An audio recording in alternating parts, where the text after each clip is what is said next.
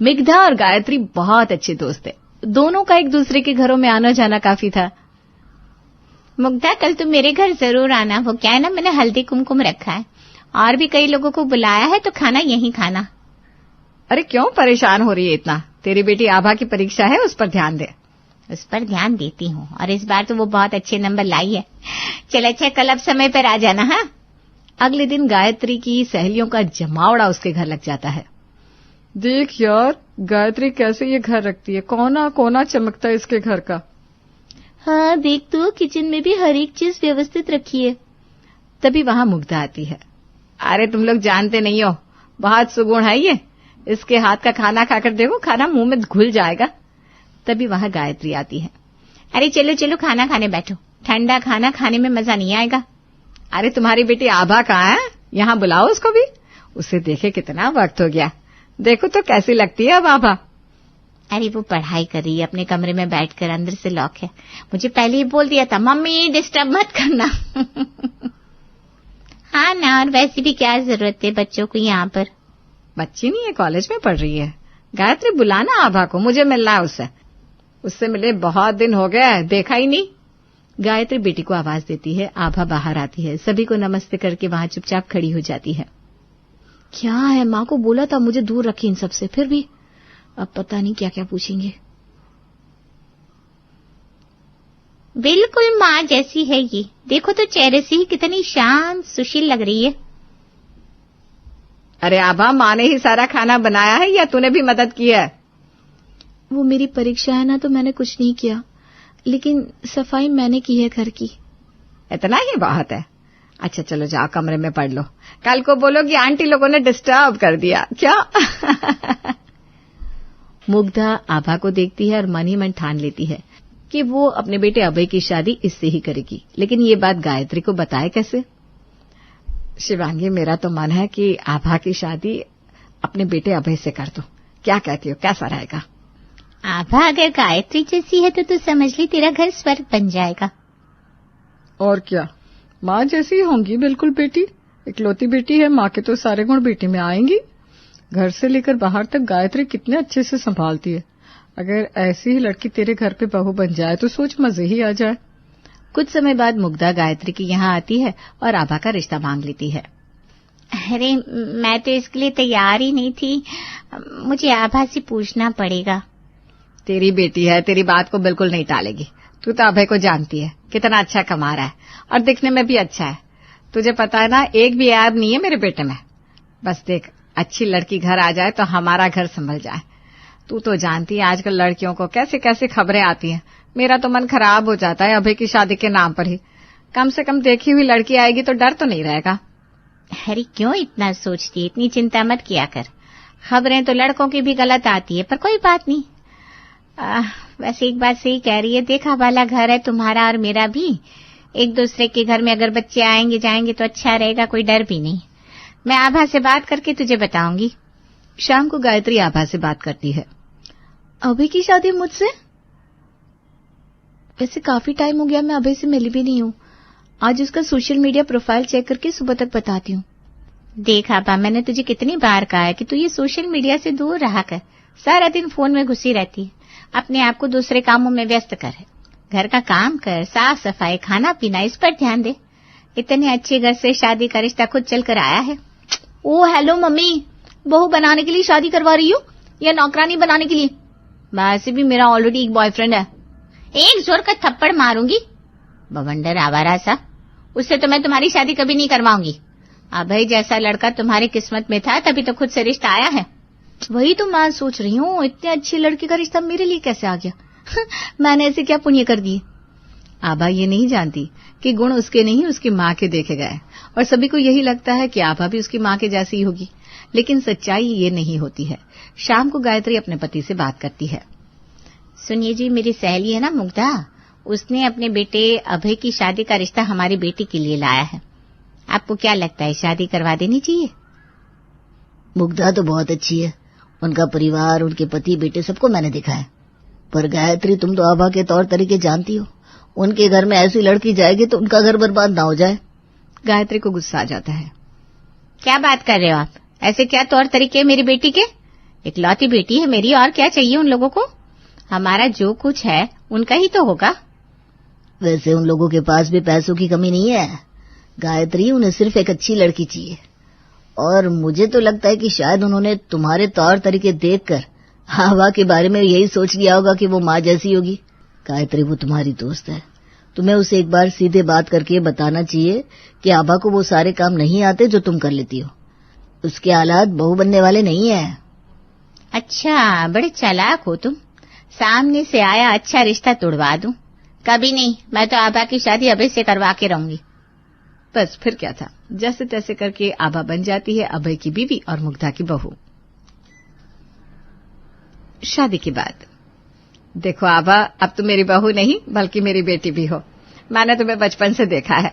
गायत्री मेरी बहुत अच्छी दोस्त है और मैं चाहती हूँ कि जैसे पूरा जीवन गायत्री ने अपना घर संभाला है, आने वाला जीवन तुम अपना घर वैसे ही संभालो। आभा कुछ नहीं कहती।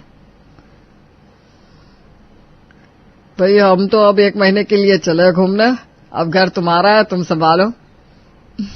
पिताजी आप निश्चिंत होकर जाइए, वैसे भी अब घर की जिम्मेदारी मेरी है। मुग्धा और उसका पति 1 महीने के लिए चले जाते हैं। इधर अभय कहता है, आभा शादी के बाद से ही ऑफिस का काम काफी छूटा हुआ है, तो मैं कल सुबह जल्दी जाऊंगा, तो मेरा खाना बना देना। और घर भी देखो कितना फैला हुआ है, अब कल तुम थोड़ा आराम करके अपनी गृहस्थी संभालना शुरू कर दो। अगले दिन वो तैयार होता है, पर जब वो खाने के टेबल पर बैठता है तो खाना नहीं था। अरे नाश्ता और खाना कहाँ है? आभा, ओ आभा। लेकिन हमारी आभा जी तो अपने कमरे में सो रही थी। आभा आवाज सुनकर बाहर आती है। क्या हुआ? सुबह सुबह क्यों चिल्ला रहे हो? सब ठीक है ना? हाँ सब ठीक है, मतलब तुम्हें कल कहा था ना कि मुझे ऑफिस जल्दी जाना है, मेरा खाना नाश्ता बना देना। अरे जल्दी का मतलब ये थोड़ी ना है कि सुबह 10 बजे ही तैयार हो जाओगे। इतनी सुबह मैं नहीं उठती। अब ऐसे में कैसे खाना नाश्ता बना दो? एक काम करो, आज ना तुम बाहर से खा लो, बाकी कल का मैं कोई जुगाड़ देखती हूँ। जुगाड़ देखती हूँ मतलब? आज तक ऐसा नहीं हुआ कि मैं ऑफिस बिना खाना और नाश्ते के टिफिन लिए बिना जाऊं। ऑफिस जाना तो मुझे ऐसा लग रहा है जैसे क्या छूट रहा है। अरे ऑफिस में काम करने जाते हो, खाना खाने नहीं जाते, समझे? और सुबह 10 बजे तैयार होके कौन बैठता है यार? अभय कुछ नहीं कहता, वो वहां से भूखे पेट निकल जाता है। ये तो होता नहीं कि बीवी के लिए 1 कप चाय भी बनाते जाओ। किस्मत ही खराब है मेरी, खुद ही चाय बनाकर पीनी होगी। अभय निकल जाता है और जब वो लौटता है तो देखता है कि पूरा घर फैला है और आभा रात के 10 बजे भी अगले दिन के कपड़े में ही टहल रही है। दूसरे दिन ऑफिस से माँ को फोन करता है। माँ अब कब वापस आ रही हो? क्यों बेटा, क्या हो गया? पत्नी के साथ रहकर मजे करो, शादी के बाद क्या माँ माँ कर रहा है? अरे माँ क्या मजे करे, खाली पेट मजे नहीं होते।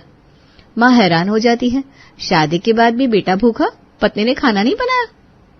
क्यों, क्या हो गया बेटा? आभा ने तेरे लिए कुछ बनाया नहीं? अभय माँ को सारी बात बताता है। माँ मैंने आपको पहले ही कहा था कि मुझे कामकाजी लड़की नहीं चाहिए, मुझे एक अच्छी घरेलू लड़की चाहिए जो मुझे और मेरे घर को संभाले। कहाँ आपने मेरी शादी करवा दी? माँ को गुस्सा आ जाता है। तो एक काम कर, जब घर जाएगा और खाना नहीं बनाओगा ना तो सीधा उसे उठाकर उसकी माँ के घर ले जाना। अभय ऐसा ही करता है। वो घर जाता है तो देखता है घर पे ना लाइट चली थी, पूरा घर वैसा का वैसा ही फैला पड़ा था। आभा कमरे में बैठकर टीवी देख रही होती है। अरे क्या हो गया, शाम को तुमने भगवान को ज्योति नहीं जलाई? शाम को भी भगवान की पूजा होती है क्या? मुझे लगा पूजा सिर्फ सुबह में करते हैं। अरे नहीं, सुबह शाम पूजा होती है, तुम्हारे घर पर नहीं होती? होती होगी, मैंने कभी ध्यान नहीं दिया। मेरी माँ को तुम नहीं जानते हो, सारा दिन कुछ न कुछ करती रहती है। हाँ, हमने सोचा था कि तुम अपनी माँ की तरह होगी, तभी माँ मेरा रिश्ता तुम्हारे घर लेकर गई थी, पर मुझे लग रहा है कि तुम बिल्कुल अपनी माँ के जैसी नहीं हो। थैंक गॉड मैं अपनी माँ जैसी नहीं हूँ।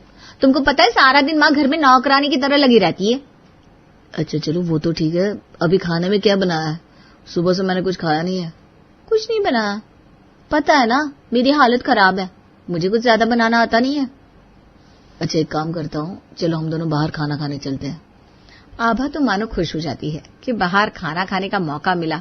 वो जल्दी से जाके तैयार होकर आती है। अभय आभा को गाड़ी में बिठाता है और सीधा ले जाता है उसके मायके। ये क्या, तुम मुझे मेरे मायके लेकर आ गए? और नहीं तो क्या, खाना तो खाना है ना कहीं तो खाएंगे, मेरे घर में नहीं तो तुम्हारे घर में। दोनों घर के अंदर जाते हैं, जहां पर गायत्री बहुत ही अच्छे से किचन में खाना बना रही थी। पूरे घर में खाने की खुशबू फैली थी। गायत्री बेटी और दामाद को देखकर खुश हो जाती है। अरे वाह आभा बेटिया, कैसी है मेरी बच्ची? बेटा बहुत अच्छा हुआ तुम दोनों यहाँ आ गए। आओ चलो रात का खाना सब मिलकर खाते हैं।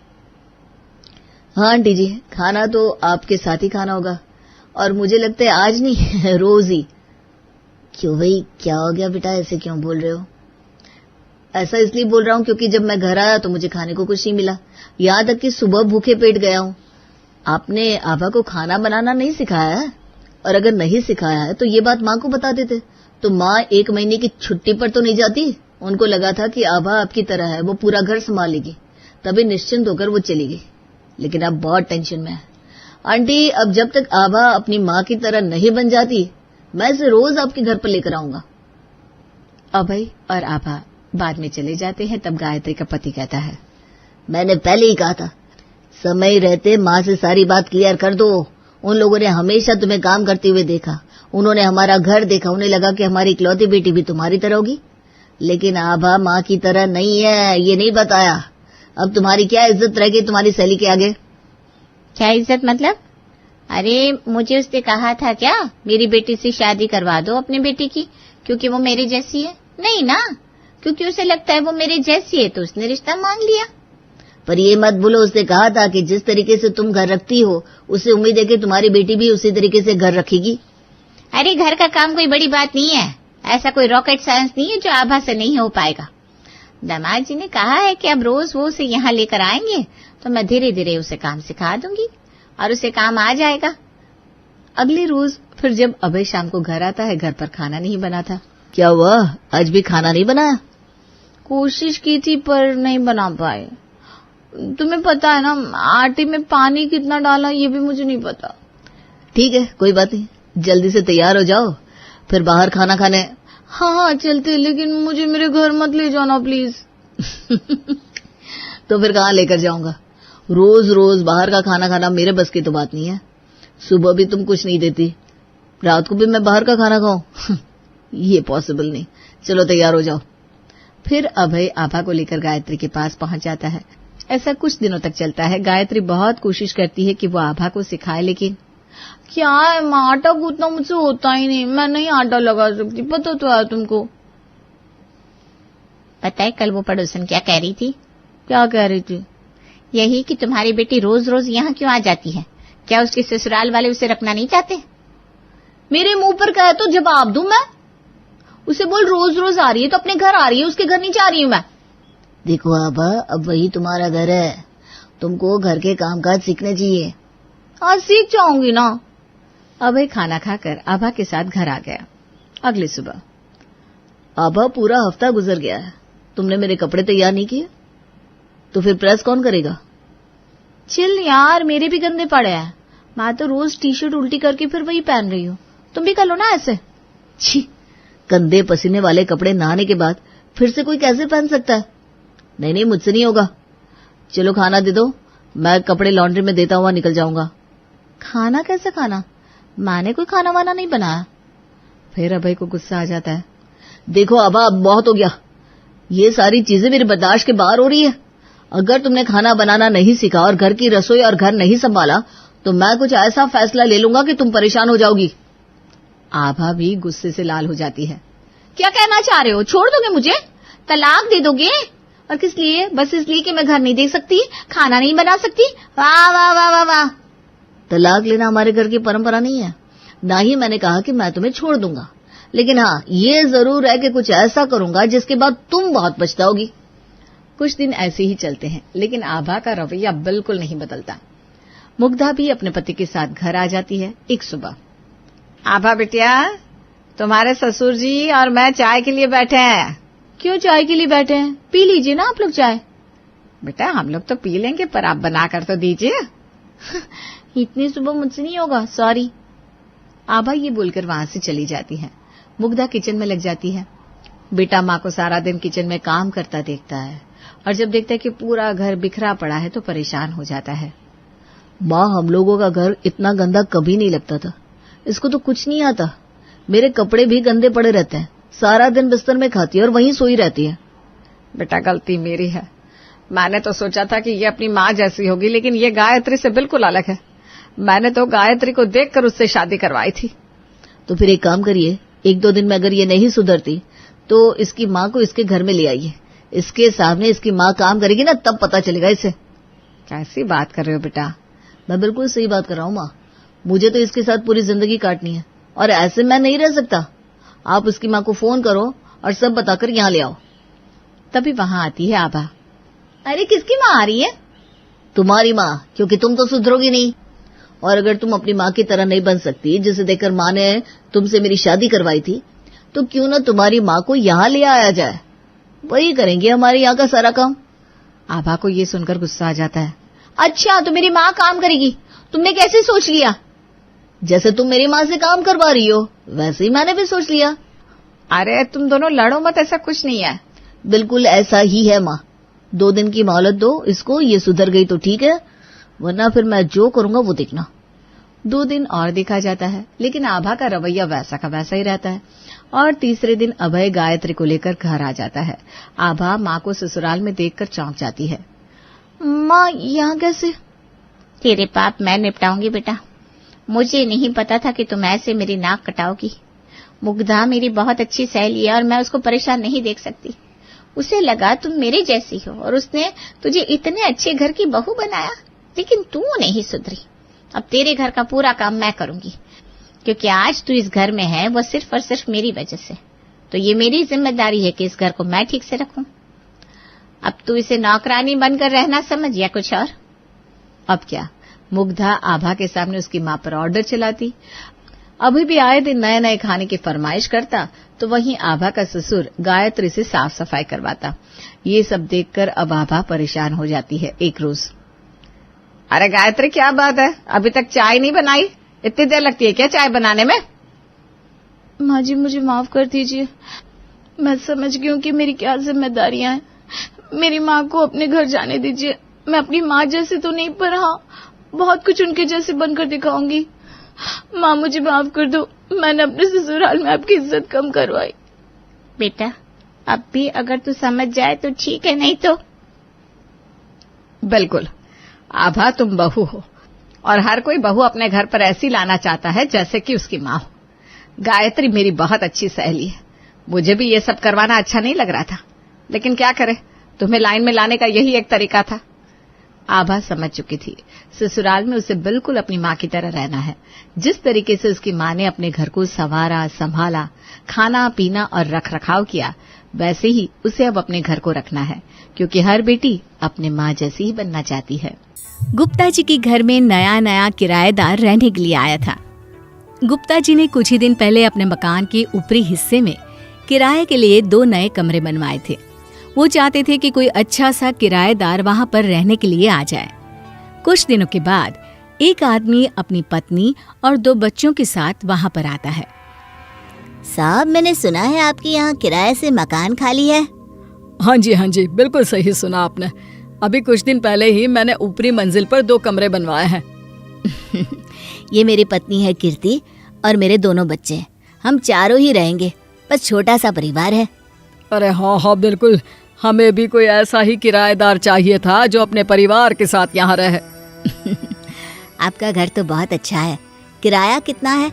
अरे ज्यादा नहीं, बस 12,000। 12,000 तो बहुत ज्यादा है। अभी पास वाली गली में 10,000 में इससे भी अच्छा मकान खाली है। और देखिए भाई साहब, मैं तो 12,000 में ही दूंगा, अब जैसी मर्जी आपकी।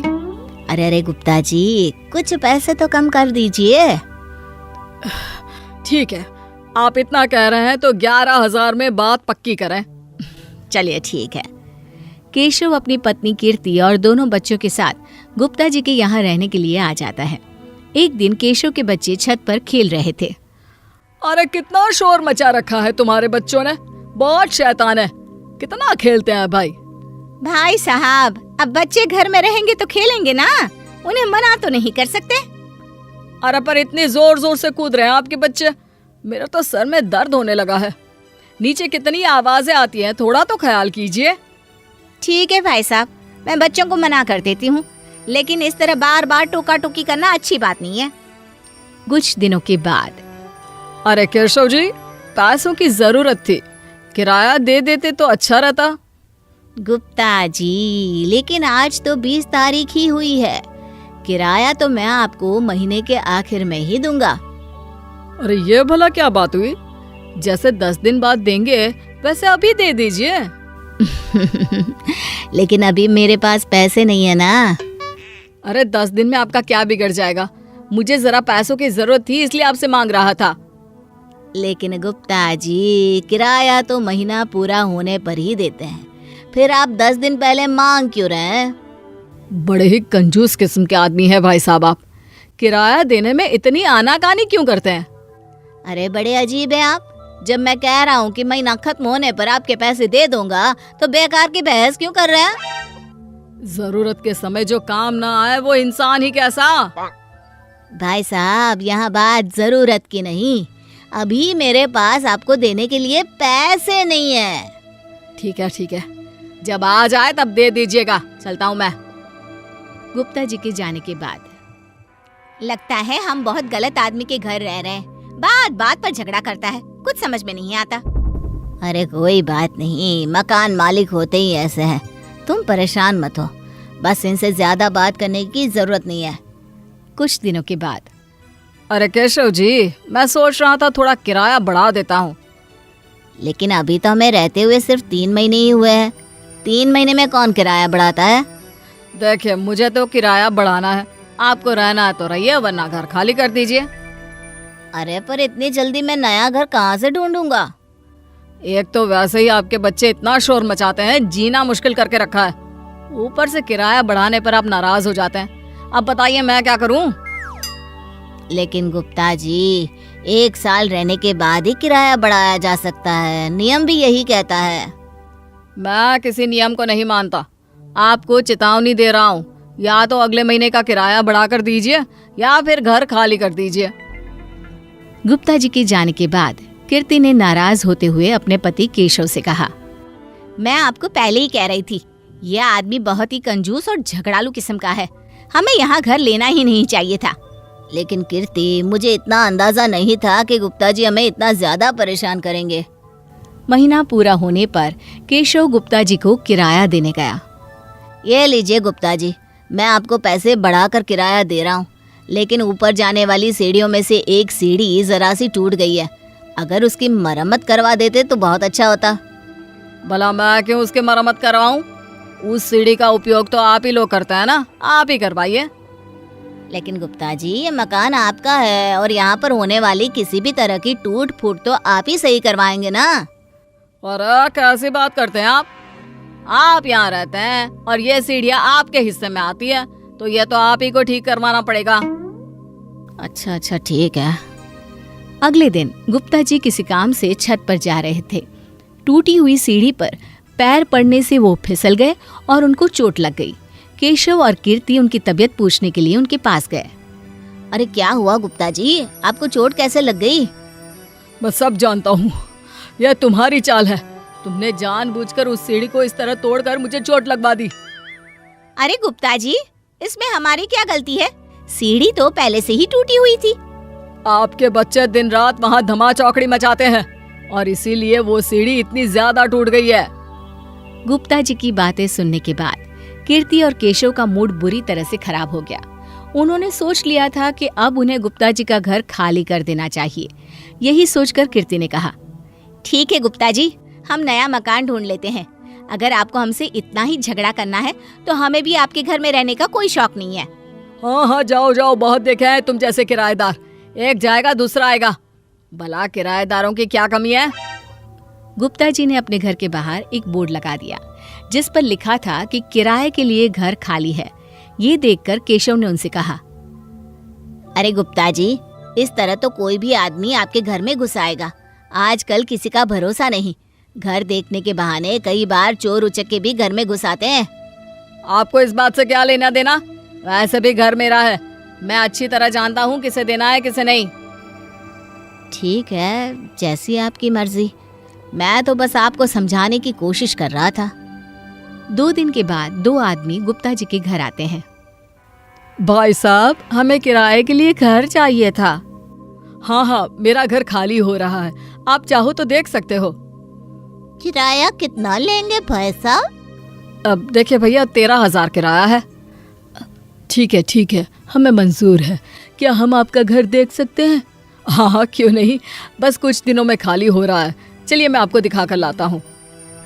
अरे ये क्या गुप्ता जी, आप ऐसे किसी को भी हमारे घर में नहीं ला सकते। अब तो आप खाली करके जा रहे हैं ना, तो क्या मैं नए किराएदार को अपना घर भी ना दिखाऊं? लेकिन ये काम आप हमारे जाने के बाद भी तो कर सकते हैं। अच्छा जी, तो क्या उससे पहले कोई किराएदार आए तो मैं अपना नुकसान उठाऊंगा? अरे ना ना, जो भी आदमी घर देखने आएगा मुझे उसे घर दिखाना ही है। गुप्ता जी ने जिद करके उन 2 नए लोगों को अपना घर दिखा दिया और उसके बाद उन्हें अपने घर के अंदर भी ले आए। वैसे आप यहाँ अकेले रहते हैं? आपके परिवार के लोग भी हैं क्या? नहीं, मैं अकेला नहीं रहता, लेकिन अभी कुछ दिनों के लिए मेरे बच्चे और पत्नी अपने गांव गए हुए हैं। तभी अचानक दूसरे आदमी ने अपनी जेब से एक चाकू निकाला। हमें भी इसी मौके की तलाश थी। अब बिना आवाज निकाले जल्दी से जो भी रुपए पैसे हैं मेरे हवाले कर दो। तुम लोग घर देखने आए हो या चोरी करने? हम लोग इसी तरह घर देखने के बहाने लोगों को लूटने का काम करते हैं, समझ में आया?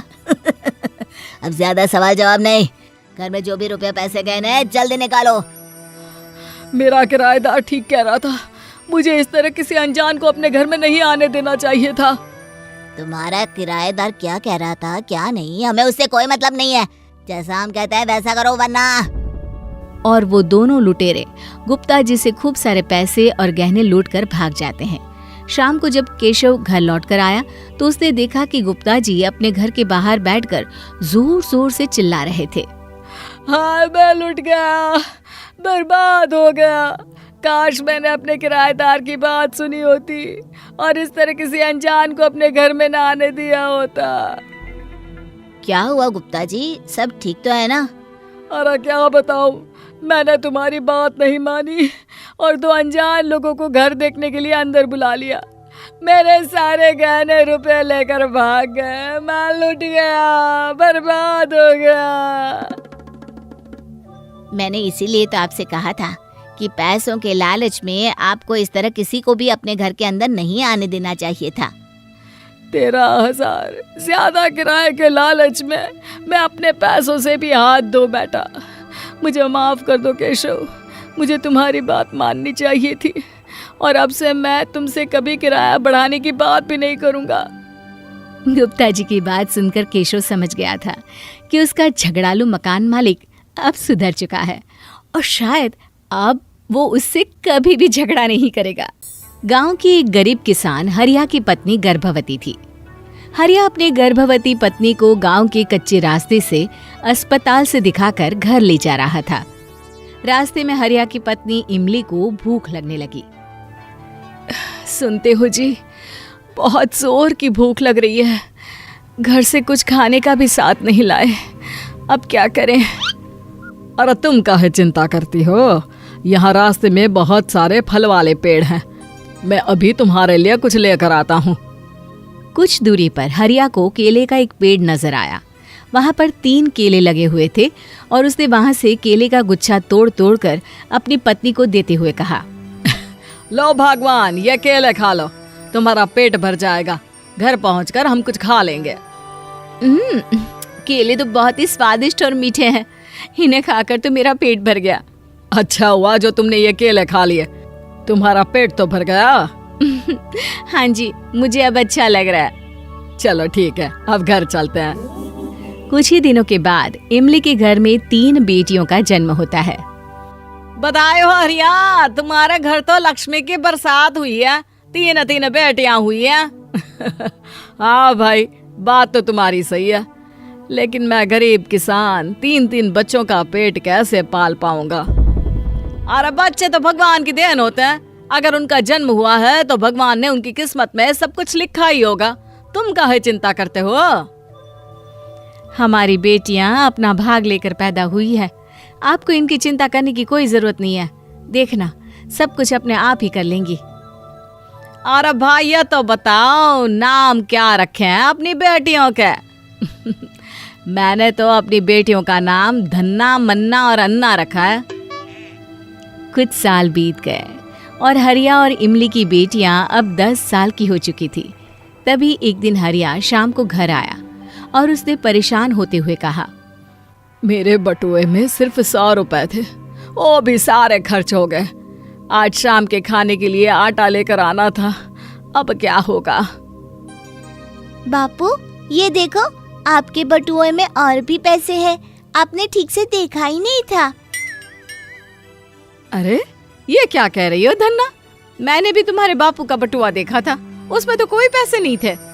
नहीं माँ, ये देखिए, इसमें तो पूरे 200 रखे हैं। अरे वाह, ये तो बहुत अच्छी बात है। आज शाम का सारा राशन इसी पैसों से आ जाएगा, अब कोई परेशानी नहीं होगी। लगता है मैंने कभी पहले पैसे रखे होंगे और अब भूल गया हूँ। कुछ दिनों के बाद इमली ने शाम के खाने में अपने परिवार के लिए खीर बनाई थी और बड़े खुश होकर सबको खीर परोसने के लिए रसोई में गई। लेकिन कुछ ही देर बाद उदास चेहरा लेकर बाहर आ गई। क्या हुआ माँ, आप हमारे लिए खीर नहीं लेकर आई? अरे क्या बताऊं बेटा, मेरे हाथ से खीर का पूरा पतीला नीचे गिर गया, सारी खीर जमीन पर फैल गई। कितनी मेहनत करके बनाई थी। अरे यह क्या किया इमली, इतना महंगा हो गया है दूध, भाव इतने बढ़ गए हैं, बड़ी मुश्किल से पैसे बचा कर लाया था और तुमने सारी खीर फैला दी। अरे बच्चे कब से खीर खाने का इंतजार कर रहे थे।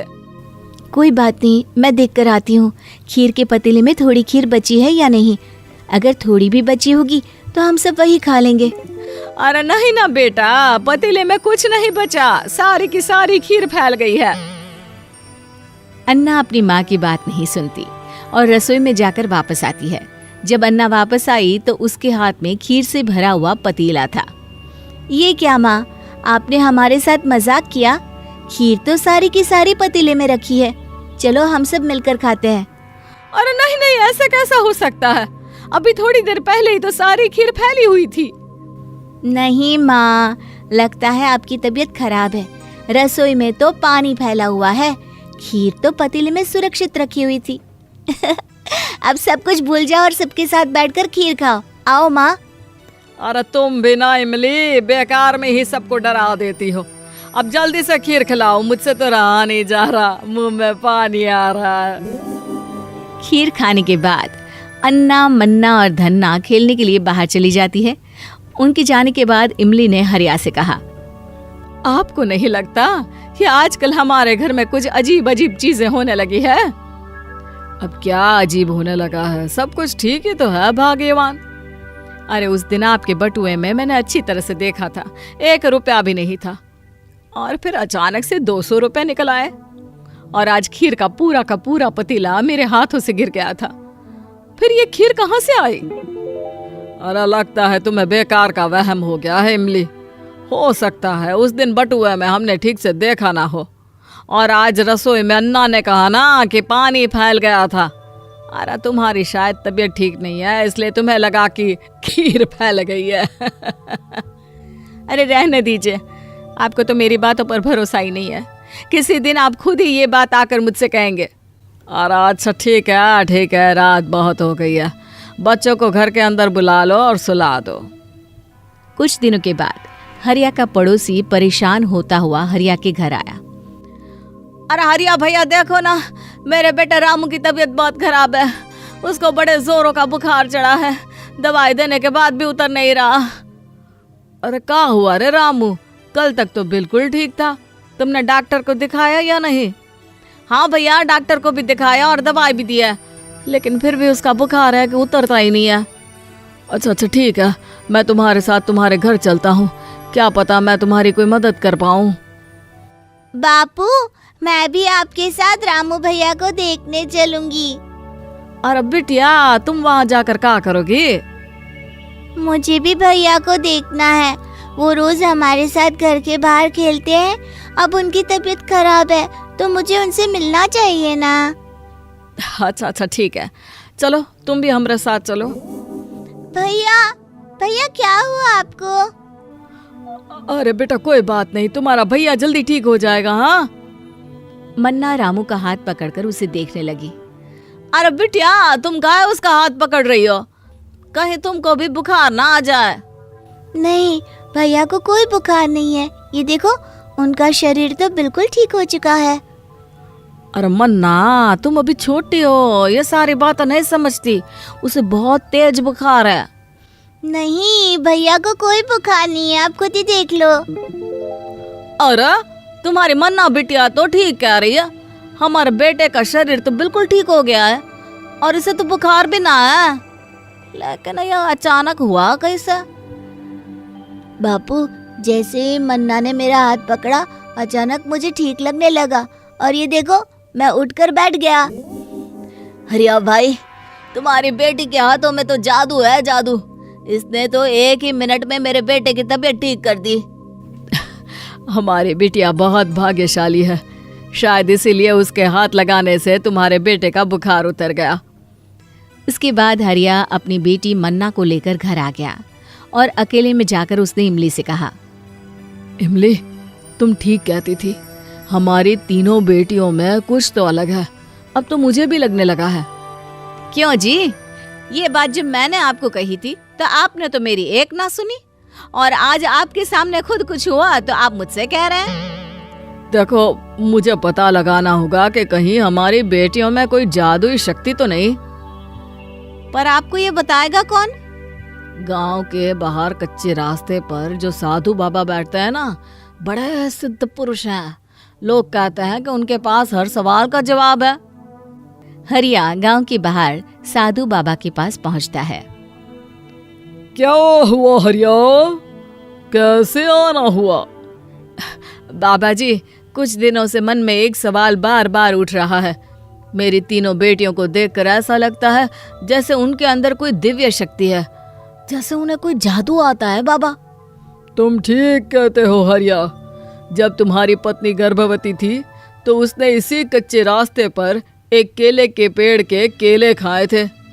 हाँ हाँ, ऐसा ही हुआ था, ये बात बिल्कुल सही है बाबा। वो केले का पेड़ एक बड़े ही पुण्यात्मा साधु ने यहाँ पर लगाया था। उस पर लगने वाले फल बड़े जादुई होते हैं।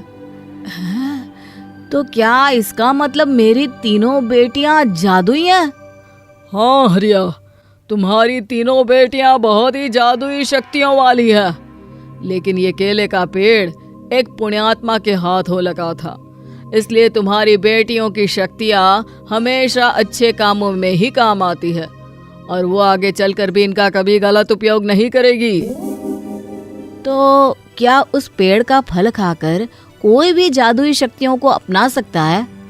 नहीं हरिया, ऐसा नहीं है। तुम और तुम्हारी पत्नी ईमानदार और सच्चे लोग हो और इस पेड़ पर 20 साल में एक ही बार फल लगते हैं और फल लगने के 2 घंटे के अंदर अगर कोई इसे खा लेता है तो उसके अंदर भी जादुई शक्तियां आ जाती है।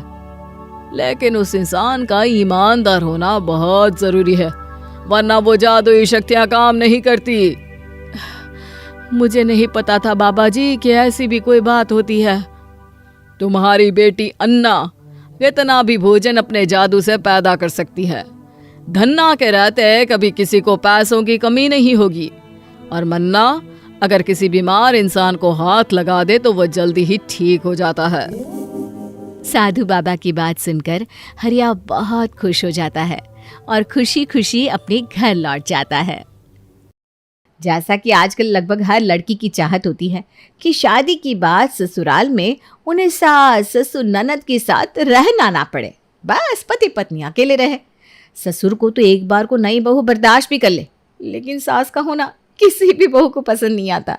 लेकिन आज की कहानी एक ऐसी लड़की की है जिसे हमेशा से जॉइंट फैमिली का शौक रहा। उसने तो हमेशा यही चाहा कि वो ऐसे घर में शादी करके जाए जहाँ पर ससुर जेठ जेठानी चाहे ना भी हो, लेकिन एक सास ज़रूर हो।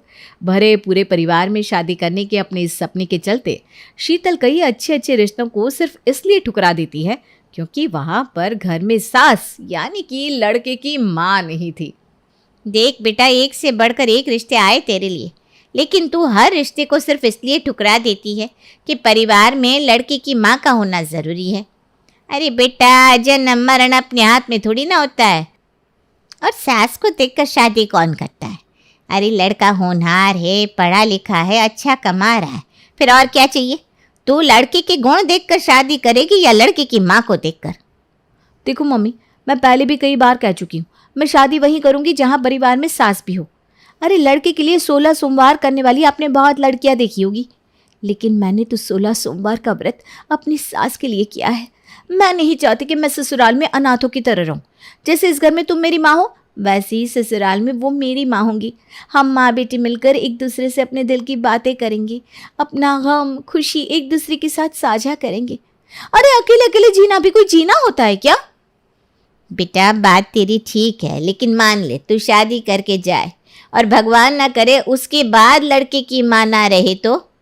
अरे बड़े बुजुर्ग कोई सारा जीवन तो बैठे नहीं रहते, एक ना एक दिन तो उन्हें जाना ही होता है। इसीलिए सास वाली बात पर अटक कर अच्छे रिश्तों के लिए मना मत कर, बल्कि मेरी बात मान और लड़के के गुणों को देख कर रिश्ता जोड़ ले। देखो मम्मी, दुनिया में बहुत तरह के लोग रहते हैं, सबकी अपनी अपनी सोच होती है। अब आप मुझ पर अपनी सोच मत थोपिए। मैं अपना फैसला आपको बता चुकी हूँ। अब अगर कोई अच्छे परिवार वाला लड़का मिलेगा तो ही मैं शादी करूंगी, वरना नहीं करूंगी। बेटी की जिद को देखते हुए शीतल की माँ गौरव नाम के एक लड़के का रिश्ता उसके लिए लेकर आती है। देख बेटा, वैसे तो लड़का अच्छा है, कमाता भी ठीक ठाक है, पर एक समस्या है जो मुझे समझ में आ रही है। वो ये कि लड़के की बुआ तलाकशुदा है, जो तलाक के बाद से अपने मायके में ही रहती आ रही है। अब उसका ना पति है ना बच्चे, तो गौरव को ही वो अपना बेटा समझती है।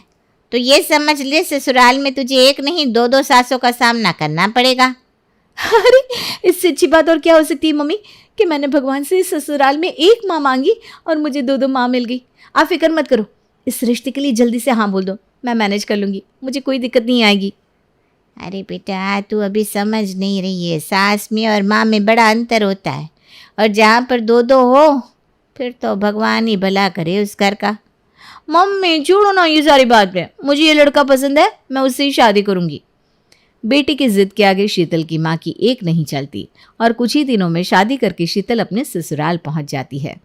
ससुराल पहुंचने के बाद उसे समझ में आता है कि यहाँ 2 नहीं, यहाँ तो आधा दर्जन सास उसके इंतजार में पल के बिछाए बैठी थी। देखो बेटा, तुम इस घर की बहू नहीं हो, गुरूर हो हमारा। देखो हमारा परिवार शुरू से ही एक जॉइंट फैमिली रहा है। मुझे तो हमेशा से बड़ा शौक था कि मुझे बेटा पैदा हो, फिर मैं उसके लिए एक सुंदर सी दुल्हनिया लेकर आऊं। लेकिन ऊपर वाले की मर्जी के आगे किसी का जोर चलता है क्या? एक के बाद एक मुझे 2 बेटियां हुई, लेकिन एक भी बेटे का मुंह मुझे भगवान ने नहीं दिखाया। उसके बाद शर्मिला शादी करके घर में आई। शर्मिला यानी कि तुम्हारी सास। शर्मिला को एक ही बच्चा हुआ और वो तुम्हारा पति गौरव। शर्मिला की तरह एकता को भी शादी के बाद 2 बिटियां हुई, लेकिन बेटा नहीं हुआ। इस तरह से संयुक्त परिवार होने के बाद भी ना हमारे घर में एक ही बेटा रहा। तो कहने का मतलब यह है बेटा कि हमारे बड़े से परिवार की तुम इकलौती बहू हो। तो ऐसा मत समझना कि तुम सिर्फ शर्मिला की बहू हो। शर्मिला से पहले तुम्हारे ऊपर मेरा अधिकार है। कुछ समझे कि नहीं? अरे दीदी, बड़ी आसानी से आपने बहू को अपनी बहू बता दिया। बताना ही है तो बुरी बात बताओ। शीतल सिर्फ आपकी नहीं, मेरी भी इकलौती बहू है। वाह भाभी वाह, अपनी तीनों देवरानी जेठानियों की कहानी घर घर की आपने उसे पूरी सुना दी। लेकिन ये नहीं बताया कि आप तीनों के अलावा एक सास और भी रहती है घर में। आप दोनों की तो बिटिया भी है, लेकिन मेरे लिए तो गौरव ही मेरा सब कुछ है। देख बहू, ये चारों की चारों चहला कहती है ये तेरी सास है, लेकिन सच तो ये है कि मैं इनकी भी सास हूँ। इसका मतलब इस घर में सबसे बड़ी सास मैं ही हूँ, तो मेरा हुक्म तो चलेगा ही, समझी कि नहीं? एक सास की 5 बहुएं होती है, ये तो मैंने बहुत बार देखा था, लेकिन एक बहू की 5-5 सास, ये पहली बार देख रही हूँ। भगवान, मैंने तो आपसे बस इतना ही मांगा था कि ससुराल में मुझे एक सास दे देना। मुझे क्या पता था कि आप मुझे छप्पर फाड़ के सास दोगे। हाँ, आपने तो मेरे नसीब में ऐसा ससुराल लिख दिया जिसमें 1 नहीं 2 नहीं पूरी 5 सास है, और 5 ही अपनी अपनी दावेदारी जता रही हैं। हे भगवान, समझ में नहीं आ रहा किसकी बात सुनूं और किसकी नहीं।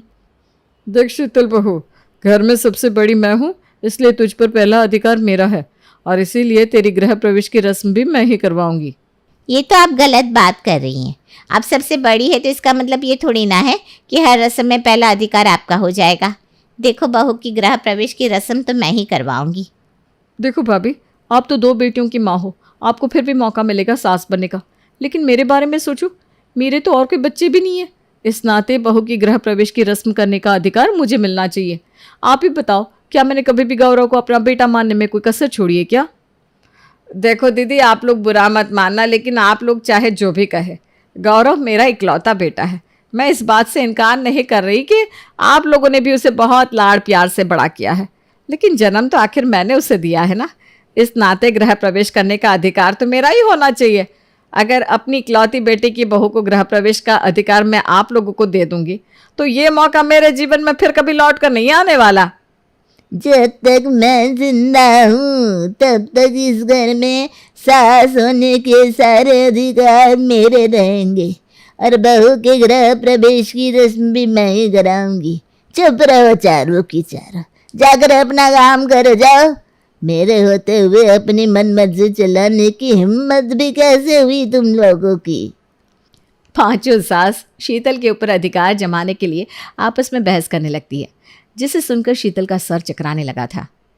हे भगवान, ये कहाँ फंसा दिया मुझे। यहाँ तो पहले दिन ही घमासान शुरू हो गया, पता नहीं आगे और क्या क्या होगा। काफी देर तक बहस करने के बाद अंत में दादी सास शीतल का गृह प्रवेश कराकर उसे घर के अंदर ले जाती है। कुछ देर बाद, शीतल बहू, अब तुम्हें पहली रसोई की रस्म करनी है। तुम ऐसा करो, जो मैं कहती हूँ ना उसे ध्यान से सुनो। अपनी पहली रसोई के लिए ना पूरी, मूंग की दाल का हलवा और पनीर की सब्जी बना दो। बना लोगी ना? जी बुआ जी, बना लूंगी। अरे दीदी, अभी नई नई शादी हुई है, एकदम से रसोई का इतना सारा बोझ डाल देंगे उसके ऊपर तो घबरा जाएगी ना। बेटा तुम चिंता ना करो, मैं सब बना लूँगी। तुम बस शगुन के लिए आकर हाथ लगा देना। और ऐसा कोई ज़रूरी थोड़ी ना होता है कि पहले दिन से ही तुम पूरे घर की जिम्मेदारी अपने ऊपर ले लो। अरे बेटा, बहू कोई मशीन थोड़ी ना होती है, थोड़े दिन लगेंगे, धीरे धीरे सब समझ जाओगी। अरे भाभी, ये क्या बात हुई? बहू के सामने मेरी बात काट कर आपने अच्छा नहीं किया। मैं कोई अत्याचार नहीं करी हूँ उसके ऊपर, और ये दुनिया की पहली बहू तो है नहीं जो पहली रसोई की रस्म निभाएगी। अरे ये तो शादी के बाद होने वाली सुंदर सी रस्म है, इसको खुशी खुशी निभाना चाहिए। और भूलिए मत, शीतल सिर्फ आपकी अकेली बहू नहीं है, वो हमारी भी कुछ लगती है। देखिए मम्मी जी, बुआ जी, आप लोग प्लीज़ बहस मत करिए। आप ही बताइए मैं क्या करूं? कोई एक डिसाइड करके मुझे बता दो कि मुझे खाना बनाना है या नहीं बनाना। मेरा तो आप लोगों की बहस को सुनकर सर चकराने लगा है। सास शर्मिला और बुआ की बहस को सुनने के बाद बेचारी शीतल चुपके से अपने कमरे में आ जाती है। अरे चल क्या रहा है आपके घर में? कैसे रह रहे हैं इतने साल से आप? बात बात पर महाभारत छिड़ जाती है यहाँ। क्या हो गया? तुम इतनी परेशान क्यों लग रही हो? अरे परेशान ना हो तो क्या करूं? आपकी मम्मी, ताई, चाची, बुआ, दादी, सबके बीच में ये जो कौन बनेगा मेरी सास का कंपटीशन चल रहा है ना, उससे मेरा तो दिमाग खराब हो गया है। शीतल अभी अपने पति गौरव से बात कर ही रही थी कि इतने में बुआ जी अपनी माँ और भाभी शर्मिला को लेकर शीतल के कमरे में पहुंच जाती है। तुम ही बताओ, है मैंने क्या बुरा कहा? अरे बहू को पहली रसोई के लिए खाना बनाने के लिए रसोई में भेजा था। इतने में शर्मिला भाभी आ गई और कहने लगी, पहले दिन बहू के ऊपर काम का बोझ मत डालो, बहू खाना नहीं बनाएगी, बस खाने में हाथ भर लगाएगी। अब तुम्हें बताओ, मैंने कुछ गलत कहा था क्या? अरे दोनों शांत रहो। पहले ये बताओ, मुझसे पूछे बिना पहली रसोई की रस्म करने की तुम दोनों की हिम्मत भी कैसे हुई? अभी मैं जिंदा हूँ, जो मैं बताऊंगी वही होगा इस घर में। छोटी दुल्हन, तो चल, जो मैं कहूंगी रसोई में वही बनेगा। गोली मार इन दोनों को। पहली रसोई में दाल की पूरी, उड़द की दाल के बड़े और मखाने की खीर बनेगी, और कुछ बनाने की जरूरत नहीं है। चल लग जा फटाफट काम पर। दादी तो अपना हुक्म चलाकर अपने कमरे में लौट गई थी। मम्मी जी, आप उदास मत होइए, मैं थोड़ा थोड़ा सबकी पसंद का खाना बना देती हूँ, तब तो सब लोग खुश हो जाएंगे ना। और आज पहली रसोई में आप मेरी मदद करना चाहती थी ना, तो ठीक है, हम दोनों सास बहू मिलकर सब कुछ बनाएंगे। अब तो ठीक है? देख बेटा, मुझे गलत मत समझना, मैं बस तुझे इस 56 भोग बनाने के दबाव से बचाना चाहती थी। इसीलिए मैंने कहा कि आज पहले ही दिन तुझे इतना सब कुछ बनाने की ज़रूरत नहीं है। किसी तरह की बहस या लड़ाई झगड़े में फंसना मेरा मकसद नहीं था। मैं समझती हूँ मम्मी जी, मैं जानती हूँ आप सास होने का हक मुझ पर जमाए या ना जमाए, लेकिन सच्चे मन से प्यार तो मुझे करती हैं। और देखा जाए तो कायदे से मेरी सारी रस्में करने का पहला अधिकार तो आपका ही है ना। ससुराल में होती हुई खींचतान हर गुजरते दिन के साथ बढ़ती जा रही थी। सुबह सुबह चाय बनाने से लेकर रात के डिनर तक बेचारी शीतल 5 सास की उंगलियों पर नाचती रहती थी। किसी को चीनी वाली चाय चाहिए होती तो किसी को बिना चीनी की, कोई कहता उसे अदरक वाली चाय चाहिए तो कोई कहता इलायची डालकर चाय बनाना। कुल मिलाकर पांचों को खुश करने के चक्कर में शीतल की जिंदगी की तो बैंड बजी हुई थी। शीतल क्या पहनेगी, क्या खाएगी, कहाँ जाएगी, नहीं जाएगी, इस बात को लेकर घर में हर रोज बहस का मुद्दा बन जाता। ताई हो, चाची सास हो या दादी, सभी शीतल पर अपना अपना हक जमाते और ये साबित करने की कोशिश करते कि बहू पर पहला अधिकार उन्हीं का है। 5 सासों के बीच में पिसने से शीतल की जिंदगी से चैन और सुकून बिल्कुल गायब हो गया था। 1 महीने के बाद, मम्मी जी, मैं उन लड़कियों में से नहीं हूँ जो ससुराल में आकर अपने घर के टुकड़े करवाते, लेकिन हमारी जॉइंट फैमिली में जो कुछ भी हो रहा है ना, वो मेरी बर्दाश्त से बाहर होता जा रहा है। आप ही सोचिए ना, मैं अकेली बहू कैसे 5 लोगों के इंस्ट्रक्शंस को मान सकती हूँ। कोई मुझे कहता है कुछ तो कोई कहता है कुछ। आज ही देख लो, दादी ने कहा नाश्ता बना दो तो ताई जी आकर मुझे कपड़े पकड़ा गई, कहती हैं कपड़े प्रेस कर दो। जितनी देर में कपड़े प्रेस कर रही थी इतने में ही चाची जी ने मंदिर की सफाई के लिए आवाज़ लगा दी।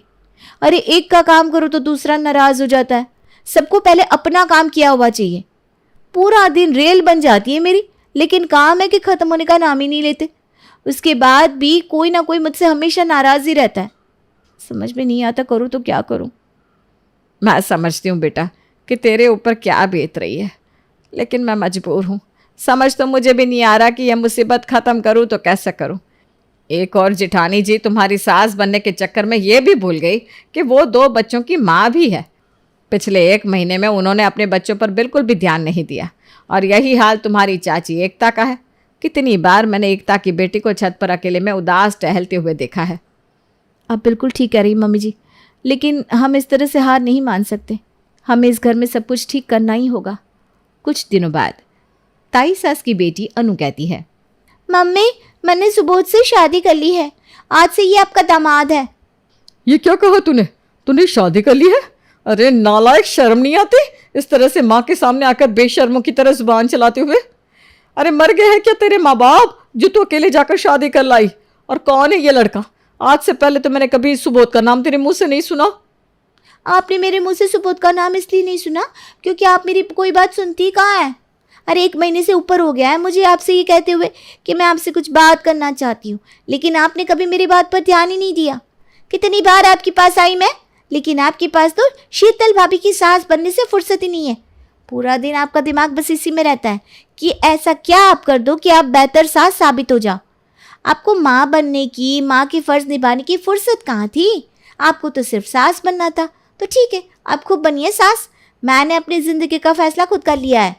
मम्मी, स्कूल से नोटिस आया है, आपको मेरी टीचर ने स्कूल बुलाया है। क्यों? ऐसा क्या किया तूने? सच सच बता। मम्मी, मैं सारे सब्जेक्ट में D ग्रेड लाई हूँ, इसलिए टीचर आपसे मिलना चाहती हैं। नाक कटा कर रखती है हमारी। नालायक, ऐसे कैसे D ग्रेड आ गया? अब क्या जवाब दूंगी तेरी टीचर को? वही कह देना जो सच है। कहना आपको बेटी नहीं बेटा चाहिए था, इसलिए आप अपनी बेटी पर जरा भी ध्यान नहीं देती, बल्कि आपका ध्यान बस ताई जी के बेटे की माँ बनने पर रहता है। टीना, ये क्या तरीका है बात करने का? क्यों मम्मी, सच बर्दाश्त नहीं हुआ? आपको एहसास भी है मेरे ऊपर क्या बीत रही है? मुझे ट्यूशन की ज़रूरत है कब से, और मैं आपके पीछे पड़ी हूँ, लेकिन आपको होश ही नहीं है। मेरी किसी बात को आप सीरियसली नहीं लेती। पूरा दिन शीतल भाभी पर बस हुक्म चलाती रहती हो। मुझे माफ़ करती बेटा, शायद तू ठीक कह रही है। शीतल के लिए तो शर्मिला दीदी है, लेकिन तुम दोनों के लिए मेरे सिवा और कोई नहीं। मुझे अपने बच्चों पर ध्यान देना चाहिए था। मैं भी बहुत पछता रही हूँ। ये क्या हो गया? सास बनने की मेरे शौक ने मेरी बेटी का जीवन बिगाड़ दिया। तो क्या अभी भी आप लोग मेरी सास बनी रहेंगी या फिर? अरे भाई, मुझे किसी की सास नहीं बनना। पहले माँ होने के फ़र्ज तो निभा लूँ, बाद में बनूंगी सास। मुझे भी कोई शौक नहीं शर्मिला की बहू की सास बनने का। अरे भाई, अपने बच्चे संभाल ले, वही काफ़ी है। चाची और ताई अपने किए पर बहुत शर्मिंदा थी और अपनी बेटियों के जीवन में हुई हलचल के लिए अब खुद को दोषी मान रही थी, इसलिए सर पकड़कर बैठी हुई थी। आप लोग परेशान मत होइए, टीना और अनु ने आप दोनों से जो भी कहा वो सब झूठ है। उन्होंने आपको आपकी गलती समझाने के लिए झूठ बोला था। अनु ने कोई शादी नहीं की और टीना भी फेल नहीं हुई, लेकिन ऐसा नहीं है कि ऐसा नहीं हो सकता। चाची और ताई को तो अपनी गलती समझ में आ गई थी। दादी जी, आप तो पहले ही 3 बहुएं ला चुकी हैं, सारे सुख भोग चुकी हैं, अब मम्मी जी को उनके फ़र्ज़ निभाने दीजिए ना। शीतल की बात सुनकर दादी को भी अपनी गलती समझ में आ जाती है। दीपिका बड़ी बुरी हालत में सड़क के किनारे बैठी हुई थी। उसके पास जेब में 1 रुपया भी नहीं होगा। ससुराल वालों की दहेज की मांग पूरी न कर पाने के कारण आज उसके सास ससुर ने धक्के मारकर उसे घर से निकाल दिया। उसकी 4 साल की बेटी भी उसके साथ थी। भूख के मारे दोनों का रो रो कर बुरा हाल हो रहा था। तभी अचानक एक बड़ी सी कार वहां आकर खड़ी रहती है। उस कार से मालती नाम की औरत उनके पास आती है। क्या हुआ? तुम इस तरह सड़क के किनारे बैठकर क्यों रो रही हो? दिखने में तो तुम किसी अच्छे घर की लगती हो। मैडम, मैं बहुत अच्छे घर से हूँ, ये मेरी बेटी है, लेकिन ससुराल वालों की दहेज की मांग पूरी न कर पाने के कारण उन्होंने मुझे घर से बाहर निकाल दिया। मेरी कुछ समझ में नहीं आ रहा कि अब मैं क्या करूं, कहाँ जाऊं। मुझे पहले ये बताओ कि तुम्हें पढ़ना लिखना आता है? कुछ काम धंधा कर लेती हो या नहीं? पढ़ाई लिखाई तो पूरी की है, लेकिन कभी नौकरी नहीं की। अच्छा ठीक है, कोई स्पेशल टैलेंट तुम्हारे अंदर हो तो बताओ मुझे। ज्यादा तो कुछ नहीं, लेकिन हाँ, मुझे पेंटिंग बनाने का शौक है और काफ़ी अच्छी पेंटिंग्स बना लेती हूँ। लेकिन ससुराल में मुझसे बहुत काम करवाया जाता था। उन लोगों ने कभी मेरे हुनर की कदर नहीं की। एक काम करो, तुम मेरे साथ चलो, मैं तुम्हें अच्छा खाना भी दूंगी और काम भी। लेकिन मैं आपको जानती तक नहीं, आपके साथ कैसे चल सकती हूँ? मेरे साथ मेरी बेटी भी है। तुम्हें चिंता करने की कोई जरूरत नहीं है। शहर के सब लोग मुझे जानते हैं। मैं यहाँ की बहुत बड़ी समाज सेविका हूँ। तुम्हें मुझसे कोई खतरा नहीं है। आओ चलो मेरे साथ। उसके बाद दीपिका मालती के साथ उसकी कार में बैठकर उसके घर चली जाती है। मालती दीपिका को पेंटिंग बनाने के काम पर लगवा देती है, जिससे धीरे धीरे दीपिका को कुछ पैसे मिलने लगते हैं और एक छोटे से घर में वो अपनी बेटी के साथ रहने लगती है। आपका बहुत बहुत शुक्रिया मालती मैडम। आपकी वजह से मुझे 2 वक्त की रोटी मिलने लगी है और अब मेरी बेटी भी स्कूल जाने लगी है। थोड़ा बहुत काम मिलने की वजह से मेरी जिंदगी फिर से रास्ते पर आ गई। ये सब तुम्हारे हुनर का कमाल है, इसमें मैंने कुछ नहीं किया। देखना, एक दिन तुम बहुत नाम कमाओगी। मैं अपनी जिंदगी में बहुत आगे बढ़ना चाहती हूँ, पैसे कमाना चाहती हूँ, ताकि अपने ससुराल वालों को उनके किए का जवाब दे सकूं। देखो दीपिका, तुम्हारे लिए बहुत अच्छा अवसर आया है शहर में। कलाकारों को अपनी अपनी पेंटिंग्स लगाने के लिए एग्जीबिशंस लगाने का मौका मिलेगा। इस एग्जीबिशन के लिए तुमसे किसी तरह के पैसे नहीं लिए जाएंगे और अगर तुम्हारी पेंटिंग अच्छी बिक गई तो तुम्हें अच्छे खासे पैसे भी मिल जाएंगे। ठीक है मैडम, मैं अच्छी अच्छी पेंटिंग बनाऊंगी और पूरी कोशिश करूंगी कि अपने और अपनी बेटी के जीवन को अच्छा कर सकूं। कुछ ही दिनों में शहर में एग्जीबिशन लगती है और दीपिका ने भी अपनी पेंटिंग्स वहां पर भेजी। उस एग्जीबिशन को देखने शहर के काफी सारे रईस लोग आए थे। एग्जीबिशन खत्म होने के बाद मालती दीपिका के पास आती है और उसके साथ में एक काफी अमीर सा दिखने वाला आदमी भी था। दीपिका, इनसे मिलो। ये हमारे शहर के बड़े सेठ हैं। शहर के नामी अमीर लोगों में उनका नाम आता है और तुम्हारे लिए खुशखबरी की बात यह है कि इन्हें तुम्हारी पेंटिंग बहुत पसंद आई है। क्या सच में? ये तो बहुत बड़ी खबर है मेरे लिए। आपका बहुत बहुत धन्यवाद। दीपिका जी, आपके हाथों में वाकई जादू है। आपकी पेंटिंग बहुत अच्छी है और इसके लिए मैं आपको मनचाही कीमत देने को तैयार हूँ। इसके अलावा मैं चाहता हूँ कि आप हमारी कंपनी के लिए कुछ और भी अच्छी अच्छी पेंटिंग्स बना कर दे। जी जरूर, मैं तो कब से किसी अच्छे काम की तलाश में थी। ये तो भला हो मालती जी का और आपका, जो आपने मुझे इतना अच्छा मौका दिया। और उसके बाद दीपिका उस अमीर आदमी की कंपनी के लिए पेंटिंग्स बनाकर देने लगती है। देखते ही देखते दीपिका ने इतना पैसा कमा लिया कि उसका एक कमरे का वो छोटा सा घर बड़े बंगले में बदल गया और दीपिका शहर की जानी मानी पैसे वाली औरत के रूप में पहचानी जाने लगी। कॉन्ग्रेचुलेशंस दीपिका जी, आपकी ही बनाई हुई सारी पेंटिंग हम विदेशों में बेचते हैं और उससे हमें लाखों का मुनाफा होता है, और इसीलिए हम अपने आने वाले सारे कॉन्ट्रैक्ट आपको देना चाहते हैं। मैंने कभी सपने में भी नहीं सोचा था कि एक दिन मैं ये सब कर पाऊंगी। मेरे ससुराल वालों ने मुझे सिर्फ दहेज की वजह से घर से बाहर निकाल दिया, और उस दिन मेरे पास जेब में 1 रुपया भी नहीं था। ये सब आपने अपनी मेहनत से कमाया है, और इसीलिए आप सक्सेसफुल और अमीर लोगों की लिस्ट में अपना नाम शामिल करवा पाई हैं दीपिका जी। जैसे ही दीपिका के सफल होने की खबर उसके ससुराल वालों तक पहुंची, तो दीपिका का पति और सास ससुर उससे मिलने के लिए उसके बंगले पर आते हैं। हमें माफ कर दो दीपिका, हमने कभी तुम्हारी कदर नहीं की। हमें अपनी गलती का एहसास हो गया है और अब हम तुम्हें अपने साथ ले जाने आए हैं। हाँ बहू, मेरा बेटा सच कह रहा है। अब तो तुम इतनी अमीर बन गई हो कि तुम्हारे पास पैसों की कोई कमी नहीं है। बेटा, आप पुरानी बातों को भूल जाते हैं और सब साथ में रहते हैं।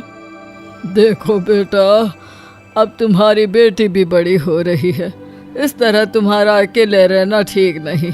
हमें माफ कर दो, पुरानी बातों को भूल जाओ और अपने घर चलो। और अगर तुम्हें नहीं चलना तो हम सब तुम्हारे साथ रहने को तैयार हैं। लेकिन अब मैं आप लोगों के साथ रहने के लिए तैयार नहीं हूँ। अरे, ऐसा क्यों कह रही हो तुम? हमारी बच्ची पर हम दोनों का अधिकार है और मैं उसे अपने साथ रखना चाहता हूँ। आप वही लोग हैं ना जिन्होंने एक दिन मुझे घर से धक्के मारकर निकाल दिया था, सिर्फ इसलिए क्योंकि मैं आप लोगों की दहेज की मांग को पूरा नहीं कर पाई थी। देखो बहू, समझने की कोशिश करो। हमने कहा ना, हमें अपनी गलती का एहसास हो गया है। आप लोगों को अपनी गलती का एहसास नहीं हुआ है। आप लोगों को सिर्फ और सिर्फ मेरे पैसों का लालच है और इसीलिए आप मुझे अपने साथ रखना चाहते हैं। अरे देखो दीपिका, अगर तुमने हमारी बात नहीं मानी तो मैं तुम्हारे ऊपर केस कर दूंगा और हमारी बेटी को अपने साथ रख लूंगा। आप शायद जानते नहीं, इस शहर के जाने माने रईस लोगों के बीच गिनती होती है मेरी, और मैं चाहूँ तो 1 मिनट में आपके खिलाफ कोई भी केस दर्ज करके आपको जेल की सलाखों के अंदर डलवा सकती हूँ। लेकिन मैं ऐसा कुछ नहीं करना चाहती। अरे तुम ऐसा कैसे कर सकती हो? पति हूँ मैं तुम्हारा और ये तुम्हारे सास ससुर है। तुम्हें इस तरह का बर्ताव शोभा नहीं देता। ये बात तो मैं भी कह सकती हूँ। आपने उस दिन मेरे साथ क्या किया? मुझे और मेरी बेटी को भूखे प्यासे घर के बाहर सड़क पर छोड़ दिया। क्या ये बात आपको उस दिन शोभा देती थी? उस दिन आपको अपनी बच्ची की जिम्मेदारी निभाने का एहसास नहीं हुआ? रहने दे बेटा, मुझे नहीं लगता ये हमारी बात मानने वाली है। बिल्कुल सही कहा आपने मम्मी जी। मैं अपनी बेटी को एक अच्छी जिंदगी और अच्छी परवरिश देना चाहती हूँ। आप जैसे लालची लोगों के बीच रहकर ये सब पॉसिबल ही नहीं है, इसलिए आप लोग यहाँ से जा सकते हैं। और इस तरह दीपिका ने अपने घर वालों को वहां से जाने को कह दिया। दीपिका अब उन लोगों के साथ नहीं रहना चाहती थी जिन्होंने एक दिन उसे इतना बेइज्जत किया था और कुछ पैसों के लिए उसकी जिंदगी को खतरे में डाला था। और उसके बाद दीपिका ने अपनी मेहनत से अपने आप को बहुत सफल बनाया।